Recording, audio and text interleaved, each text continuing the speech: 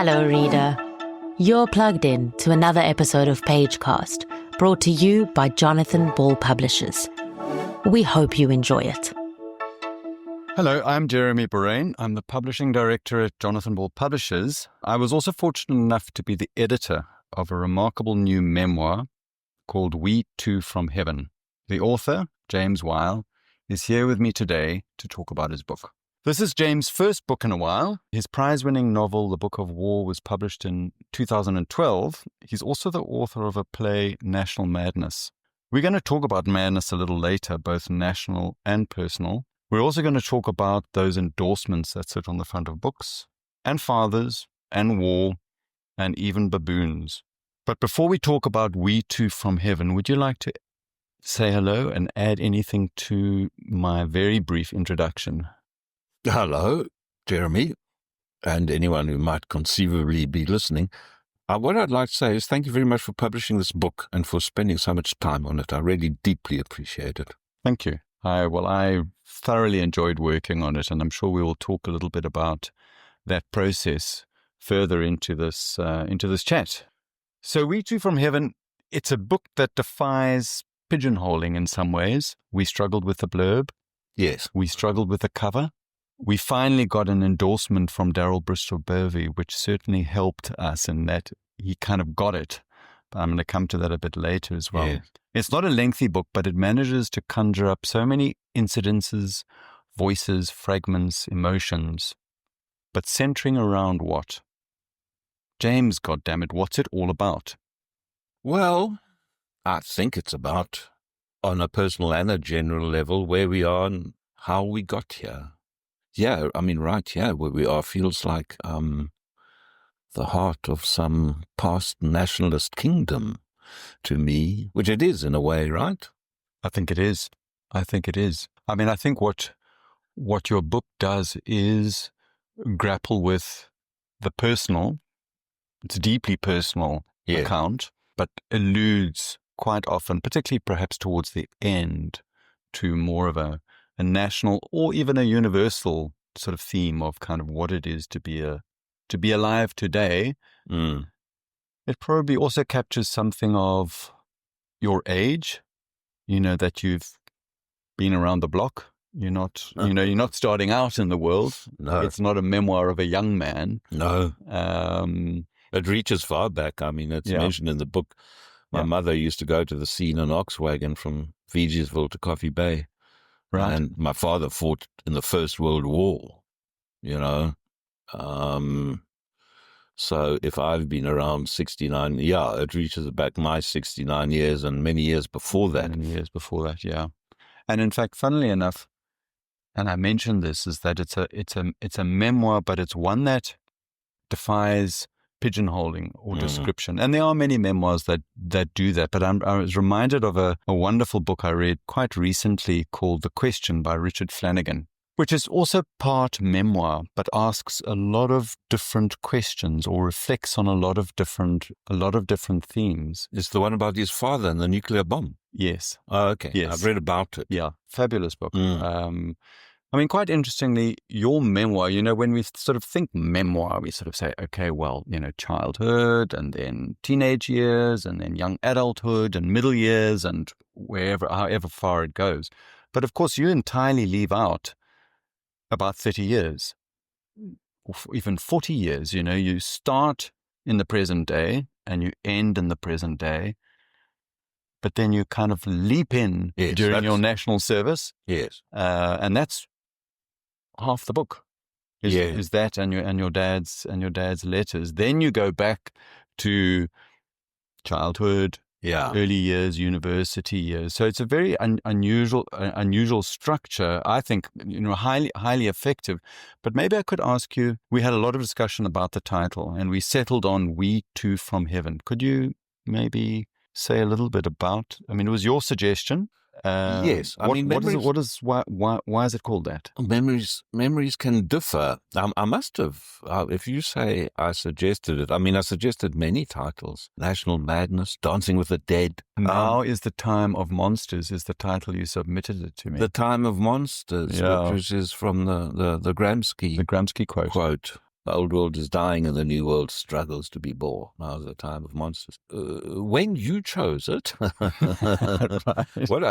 I've kind of thought about it. I mean, it's a phrase my father uses. He's in the trenches writing to his uncle in Bedford in the Eastern Cape, and he says, there so-and-so people here and we too from heaven, referring to another South African. He says, I call South Africa heaven because that's what it is to us after this. The trenches in France in the First World War were notoriously horrible. But so what it means, I mean, there's that. My father and his friend. There's my father and me, I suppose. Yeah. We in the same heaven. I mean, it's ironic element to it. And I also believe it could refer to the reader and a very wise old baboon on the waterfall above Simonstown, watching the sun go down and the sun go down on the blue bay and the new world struggling to be born. Yeah. I mean, I like that the title can be interpreted in so many ways, as you've just done. You know, we too, as in the writer and the reader, we too, as James the second and your dad, who was also James, James and his comrade Fatty, who died in the war. Yes. I mean, it's true that that was the one, that was you gave a lot of suggestions, and that was the pick for me. And it was sort of somewhere in between The Time of Monsters, which I thought might frighten off a few sensitive readers, and then another one was On the Blue Bay, which is very beautiful, but maybe too placid for the contents of the book. Yes. And I thought that We Too from Heaven, with all its sort of mystery almost, struck just the right note. Yes. Well, I don't know if I've told you this, but Ivan Vladislavic, who very kindly did one of these dreaded blurb things, said he must have got a draft that was called Sunset in the Blue Bay, but he said, I hope you're calling it We Too from Heaven, because I think it's a much better title. That's right, he did. That's right. He kind of, he sort of pushed it along a bit as well. Yeah. So I want to talk about part one of the book. There are 4 parts to the book, and part 1 is the longest part of the book. Men at War. Men at War. That's right. So in your book, you use letters that you have of your father. And it's extraordinary to me that in 2025, you had a father who fought not in the Second World War, but in the First World War. I mean, that really does go back. So he was quite old when you were born. In his 50s or in his... he was in his 60s? 59. 59. I think. 59. At the moment of my conception. And I think my mother was 43. Right. Yeah. He went to a friend in Stutterheim to buy a bull. And while he was establishing the fecundity of the bull, he took the opportunity to prove his own. Excellent. And here is the product before us today. Yes. So, but I think, I mean, what is an exceptional thing that you've done is the sort of juxtaposition of your own military service, if we can call it that service, your experience in the South African Defence Force in the 70s, and your dad's own experience of at 17 or 18 joining the war against the Germans, and it reaches a sort of a dual crescendo in a way, deliberately or not. Deliberately. Yeah. Very so much. Talk about that. Talk about the two things that were going on. One in 1918 or 17, and the other one in 1970, early 1979. Oh, 79. 80. Yeah. Okay. Yeah. What are the two things that were going on that you've sort of spliced into this sort of page turner, but in 2 different... Page turner is such a lovely phrase, I think, Jeremy. And there is a lot of action. There's a lot of story in it, as you remarked previously. Yeah. It was a kind of discovery. Last time we met, we mentioned Eliot's thing about these shards I shore up against my ruin. I had bits of a memoir written a long time ago called Pure Fiction, and my father's letters, and I was just working them. I was struggling with whether to just let my father speak in his own voice. And I'm always, I did this in the novel Walk as well. I think after, but I can't do better.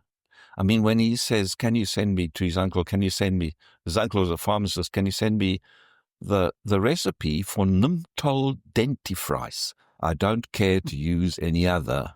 I'm talking about a toothpaste. Right. I think that Yeah. one can't improve on that. So working with these snippets and shards, I suppose the main one was he has this hesitant letter because he went to France with his friend Fatty Pringle for Bedford, and him and Fatty are going to get a shot at the Hun, and there's a slow realization of where they are and the horror of what he is. And he writes this letter an apologetic letter, because he's choosing to go on an officer's course when 1 in 3 people die. So I suppose your relatives going, 1 in 3 people die, don't do that. Fatty isn't interested. There's a hint of something, Fatty said he can't be bothered, or it's phrased slightly strangely. And there's this apology that because they've done everything together. Whereas I just realized how that rang, that strange apology, with my experience of at the engineers school in Kroonstad in the second half of basics, seeing someone in the bungalow with me shot by the corporal in a place where not allowed a magazine on your rifle, much less firing. That was Colin Rees. And then having a meeting with the colonel afterwards, who says, would you like to do an officer's course? And I said, I'll do it if I have to. And he said, you've got a motivation problem or something. So I'm not sure about the purposes of this army. He said, you don't want to wear the state president's stars on your shoulder. And I doubt myself sometimes, but my feeling was I would rather wear dog shit on my shoulder, Major. And so the way those 2 young men spoke to each other about the same issue was just, I don't know. I don't know, what is that? It's like, So, well, at the same time that Fatty meets his end, Colin Rees meets his end, in terms of where you've put the 2 evolving stories. Yes, I suppose so. Yes. I didn't. Yes. There are many of those weird resonances. Yeah. So while your father wasn't with Fatty when he died, and your father continues and survives the war, barely. What happens to you? I ran away to Swaziland. Not for very long. What did you do in Swaziland, James? We stayed on a hill above Mbabane with 2 guys from Rhodes. One of whom was famous for, in Grahamstown, breaking into Paula's bakery, and when the police arrived, offering them a pie. He was an intellectual, very bright guy, the one. But they were kind of... the other guy, there was an offer going to young white folk in Swaziland at that time. A woman from Mozambique would join you both as a domestic helper and in your bed. Okay. It was, and one of these... This was common. Well, the one guy in there, I only stayed with these 2 very helpful people. They put me up when they had no reason to. Well, mainly, they were smoking a lot of ganja. Right. Great heaps of marijuana on a hill above Mbabane. Okay. Enormous heaps. There's one incident where they took some LSD, they took some acid, and then the chimney caught fire, and they were like on the roof, and the house was burning. We had to call them down. As an aside, as these stories come out, I think what you manage to achieve, whether it's deliberate or not, is sort of these moments of great pain or truth intertwined with some very funny moments. Yeah. like the chimney catching on fire, and you can just sort of see these young men and running around kind of probably like sort of headless chickens trying to put it out or what have you. But you were there, absent without leave. Yes. And you chose to go back to face the music. Yes, but I mean, because I'd been to the UN rep for refugees, I said, look here, the Swaziland government will throw you in jail and forget about you. And so then the line was that you could maybe, from Lesotho, you could maybe get to London. And I chickened out, I suppose. I don't know what. I decided to go home. I mean, it's an interesting choice, like you describe it as chickening out, but in fact, you chose to go back to the military where you were going to get punished.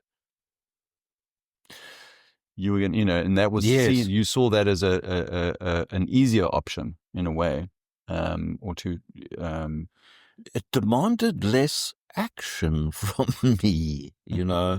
All I went back to Grandstone. I wrote a letter, and I was sly, I wrote a letter which was sincere, and that it said to the colonel, the head of the base, saying, listen, you're on the wrong track here. This shit doesn't work. Is this the one where you sent it to his wife to make sure? Yes. Afterwards, I thought the first draft of the letter was just this heartfelt thing about the insanity of apartheid in the army. And then I thought, hang on, because I'd taken after I was kicked off the officers' courses, I was on the main base, and I spent a time in the visual aid store. I learned a bit of photography. I'd taken pictures of the colonel's wife. She's just quite a human person. So I addressed it to her, and I put at the end, this is a cry for help. And it worked. Yeah. Because they took note. They sent me to the MAD ward, where, Jeremy... What's the MAG ward? The MAD ward was... MAD ward. MAD. M-A-D, the MAD ward. That's what they called it. It was Ward 5 of the Bloemfontein Military Hospital. And the great, beautiful wonder of the MAD ward was that every single inmate was sane. Yes. Your first sane experience in the military. The first sane people I met, in a way. Yeah. Yes. So the marvelous thing, I mean, one thing I can do as a writer is remember a good line. Or when I stepped into that ward, I said to one of the people there, what's it like here? And he said, ek weet nie wat gaan hier aan nie, maar is 'n helse success. Isn't that just beautiful? Isn't that just a gift? Which brings me to a question. So everybody in that ward was sane, but in this book, We Two from Heaven, is a document that you reproduced, which is you being, what's the word? My discharge. Your discharge my certificate of discharge. On the grounds of, they don't use the word insanity. No, they in fact just say permanent medically unfit. Right. Okay. But there was another piece of paper at that time, which is not really explained in the book, I suppose, which used the phrase emotionally immature with tendencies towards neurosis, which is probably still true to this day. And the other little detail, I've just remembered this, that's not in the book, was when I was being signed out, because that's where I came across this paper with emotionally immature. This conversation with a clerk who said, I suppose you want compensation. And I was like, compensation? He said, for making you mad. I said, oh, no, thank you. I'm so fucking pleased to be out of here. Thanks so much. I'm gone. I'm out of here. Imagine that. You could have got 200 ronds compensation. I could maybe still be earning money for Yeah. I think there's, But, it's so, I want to relate something of my own past. So I did my national service, and I was on the naval officers course, and I got onto the officers course because I wanted to at all costs avoid becoming a troop and like going off to townships or to Angola. I was tempted by the same thing. Yeah. But I very quickly discovered on officers course that I didn't belong. And I suspect I was also somewhat immature and prone to what have you. So eventually I asked to go off the officers course, but the trick of the traps of memory is that I can't really recall my state of mind at the time. Was I a little bit crazy at that time? Yes. Or was I just desperate to go off it? I mean, what do you recall about your state of mind? Was it just great relief? You didn't feel mad in your head.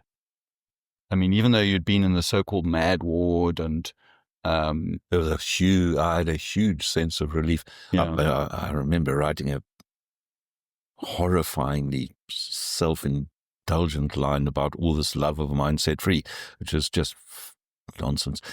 I carried a book, a black ring-browned notebook.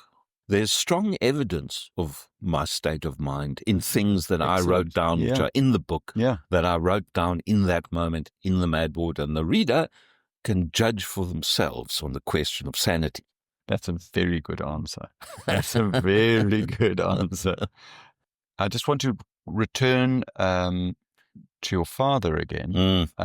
So the parts of the book get shorter and shorter as time, as we get, so part 3 and 4 are very short, but extraordinary. And part of part 3 is your father now returning from the First World War on the SS Galway Castle. So first of all, I mean, it's an extraordinary account. So for the listener, James's dad has just been through this extraordinary war. He gets shot either through the front or the back. He's not quite sure. There's either way, through the lung. Through the lung. Long recovery time. He lives through that, gets onto the Galway Castle, and the fucking thing sinks. I mean, and he survives that as well. They get torpedoed. Yeah, there's the one little snippet there. He gets into he gets over the side. Right. The huge seas in this little wooden boat. He says it occurred to me that I was the senior officer, but he's kind of down in the front. People are rowing. He's prone to seasickness, so the vomiting is coming, and they're always whacking his head as the people try and row. And he's about 21, isn't he? I mean, yes, he's around there. He's young. Yeah. Yes, so he decided not to take the senior position on the lifeboat and just retch down in. So that piece of text describing his ordeal, is that purely his writing? Yes, I mean, his stuff is lightly edited and shortened. The other, but those are his words. Yes. The other bits are letters. This is different in this sense. The other bits are letters. Yeah, right. So they're personal and kind of direct. He tried to become a writer because he had to wake his way in South Africa, and he did write. He wrote. He'd write stuff for the Farmers Weekly, stuff about how to avoid like little plagues on your orange trees. And that piece was for, I think, the Daily Dispatch. Right. Quite a long time afterwards. You can see the evolution of his writing. I mean, it's a very good piece of writing. Not that his letter writing isn't good, earnest, young, kind of enthusiastic. But this other piece shows your dad's evolution as a writer. He was a reader. Kind of like a masterful short story in a way. I mean, that's as a piece of set action. Set action. It's an extraordinary description of all that stuff going to Africa with very little, being torpedoed. When they got back to England, finally, he had a dressing gown. Right. That's what he had. And then he was given £1, I think, if I recall correctly, to sort of... Yes, they went to the War Office or something. Yes. The War Office said, there's nothing in the rule book about people arriving just with dressing gowns. And some typists give him £1. Yeah. I want to just sort of move outside of the book itself. And, we managed to secure a wonderful endorsement, as I said earlier, from Daryl Bristow-Bovey. And I'm just going to read it. It's very short and it's on the front cover of the book. So he says, with insistence, with humor, and with a wry, haunted nostalgia, James Whyle excavates a palimpsest of voices to approach the questions existentially familiar to white South Africans. In many respects, a great summary of the book, and we're very pleased to have it. The best we could achieve. While your book was at the printers, there was an article in a magazine called Publishers Weekly, which is the US sort of publishers magazine, what have you. And in it was an article written by someone called Sean Manning, who's the new Simon & Schuster publisher. He's this sort of young buck who's kind of taken over their key literary imprint in the United States. He says, I am not requiring my authors to have endorsements anymore. He thinks that they're not worth anything.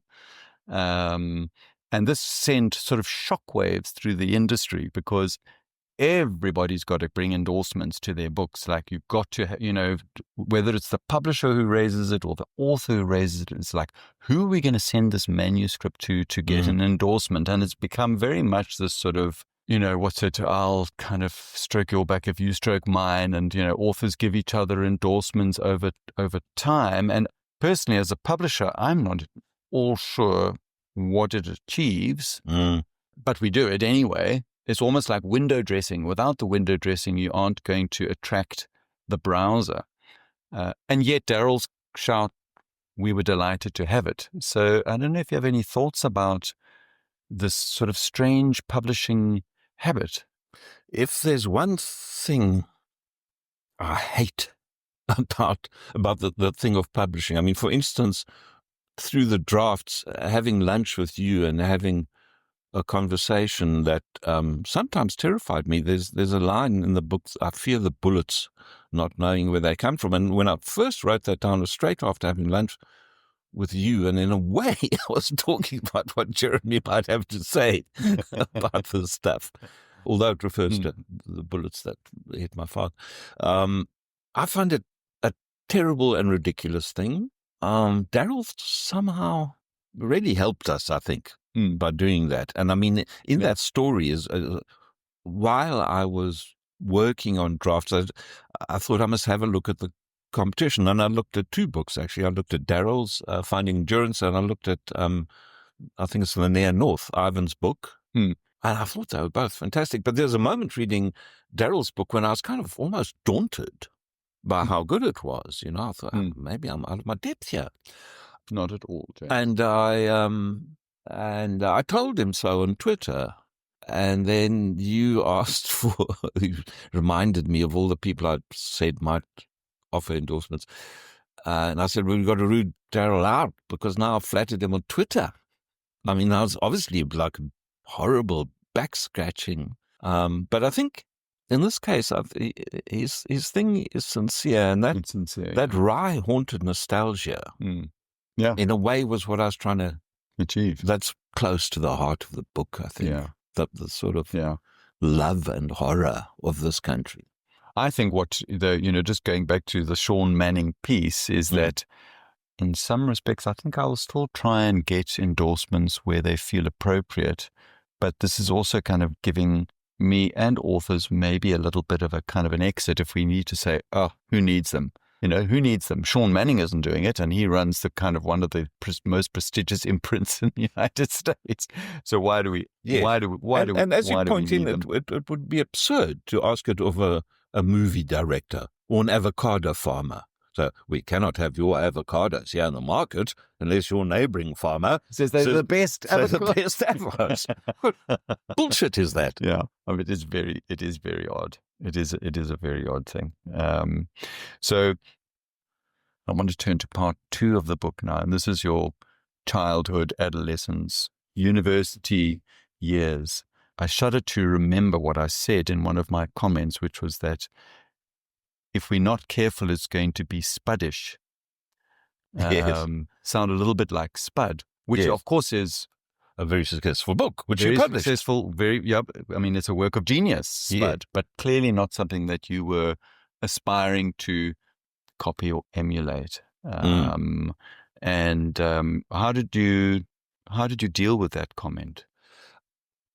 It's interesting, you write these things by yourself. So, I mean, that's why it's such a privilege and a pleasure to have an experienced, intelligent outside eye and someone who spoke frankly, about those dangers because they have deep effect.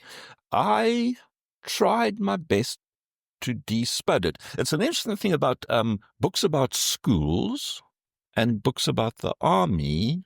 It's always the same. The sergeant major is the same, and the headmaster, whether he's a wise old one or a cruel one, it has the school bully. Yes, it has all these tropes. And often told with a kind of an amusing flippancy. It's like, ha, ha, ha, then we got beaten, and ha, ha, ha, and then we... Yes. That's... Yeah.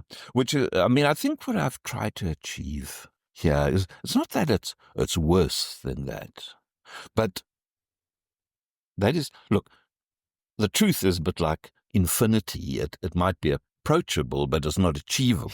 But I've tried to go, hang on, it's a little bit more complicated and sometimes darker, and also just stranger, I mean, there's a story in there about a man and a cow. I mean, just so strange. So yes, yeah. But so I try to despud it. Despud it. But I think sometimes, an editor's brief is not to sort of say, like, turn something on its head, but maybe rein it in slightly. It's not all like that. It's just a shade, It's just a shade of something. The reason why the writing after those conversations was such a pleasure was because you had the feeling you were making this better, so much better. Oh my God, how could I have had that rubbish in there? Yeah. It was fantastic, and thank you. Well, it's a pleasure. I've got a final question, and we could go on and on. There's so many. I mean, the thing about this book is that it's not long, and yet there are so many talking points to it. But I want to end, and I promise myself every day to try not to think or talk about Donald Trump and Elon Musk. But here I am bringing Elon into the party. So one of my favorite sentences in this entire book, and I'm going to ask you to say why you put it in, is, Elon Musk is Mother Africa's revenge on the Western world for sending Cecil John Rhodes to Africa. So we're sitting here watching those, I'm looking at the mountain, and where's Rhodes? So the memorial just around the corner there. Yeah. It was one of my senses when I came here, because we hadn't been in the Cape about 4 years, was that Rhodes was everywhere. And then as I wrote this book, I went to Rhodes University. The St. Andrews College has a Rhodes scholarship. Rhodes is everywhere. I think they are very, very similar. They're big dreamers, Earth to Mars, Cape to Cairo. They move from money into politics because of an interest in power, which might go back to the money, but they realize to finally achieve whatever their weird aims are, they need political power. Yes. So I think he is Africa's revenge for sending C.J. Rhodes. I think that's absolutely brilliant. I agree. In fact, I would encourage you to write a great sort of piece just on that for News 24 or for someone. I think it's a fabulous sort of subject for a nice short essay. But on that note, I'm going to kind of bring this conversation to a close. James, it's been great talking to you about your new book, We Two from Heaven. I'm sure it's going to garner great praise and reviews. It's been wonderful working with you on it. So thank you. Look, we've had fun, so hopefully readers will have fun also. Yeah, I think so. Great. Thank you. Thank you for listening to this episode of Pagecast, brought to you by Jonathan Ball Publishers. Did you love what you heard? Don't just stop at the stories. Buy the books. Visit your favorite bookstore to grab your next read. And remember to subscribe, share, and join us again next week for more fascinating conversations. Until then, happy reading.